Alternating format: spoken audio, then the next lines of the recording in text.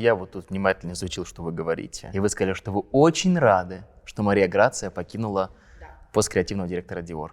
Потому что мне не нравятся ночнушки на лямочках, которые выдаются за высокое искусство. Но вы знаете, на чем зарабатывал бренд Dior во время Марии Грации Кюри последних Нет. лет? Больше всего они зарабатывали на сумках. Она подняла продажи сумок в несколько раз. Эти буктоут стали очень популярными. Вот сумки она умела делать хорошо. Соглашусь. Поэтому она отправилась в бренд Fenty. Посмотрим, сделает ли она реминисценцию на тему астрологических купальников. Потому что она очень оккультная. Да. Вы видели, какие у нее кольца? Да.